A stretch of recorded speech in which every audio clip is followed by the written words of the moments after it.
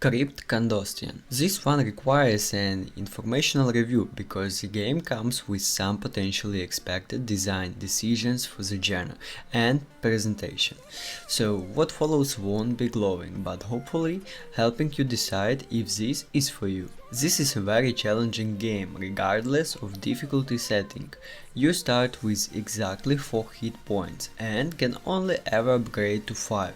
Health is only replenished at save points and little fountains in between. And the majority of challenges are all about taking as few hits as possible, be it the general gameplay, where you can only take 4 hits in a boss fight or between landmarks or one of the many different bonus challenges, like curses that lock your ability to heal until you have defeated a certain number of enemies, or chests that ask you to defeat a janitor without taking any hit whatsoever. The difficulty setting only affects enemy attacks, as well as how tightly timed optional platforming challenges are.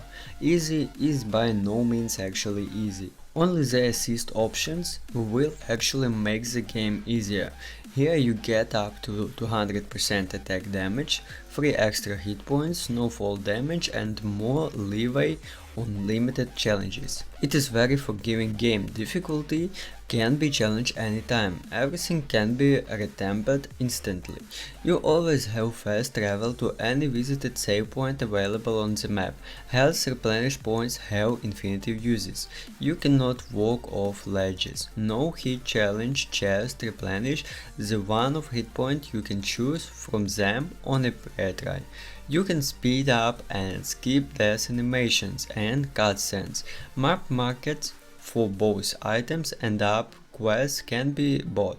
Item markets require that you have uncovered the respective room. Boss fights are always very close to a save point.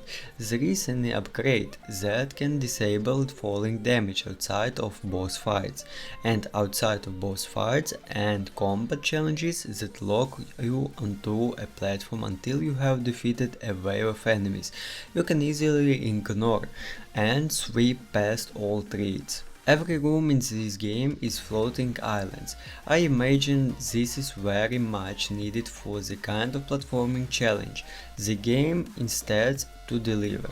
But never being boxed into physical closed rooms certainly added to every area feeling like a reskin of these floating islands. There were only 3 boss fights I remember as mechanically unique.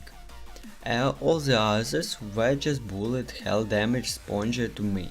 New area enemies are largely variation on their basic versions, melee ranged, flying and jumping.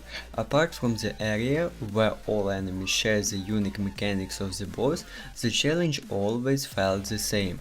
You never defeat enemies with something other than whacking them several times.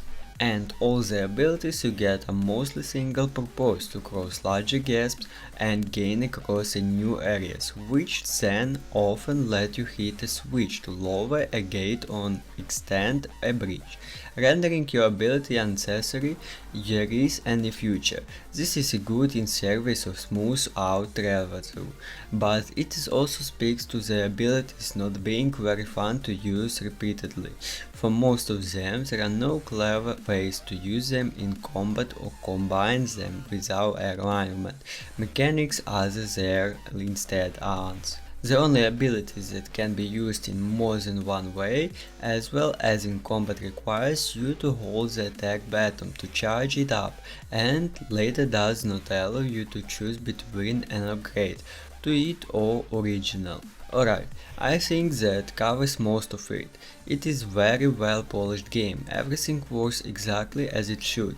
It achieves what it sets out to do, so I can fully recommend it. If you like what you see on the store page and the details I described are either exactly your jam or won't stop you from having a good time.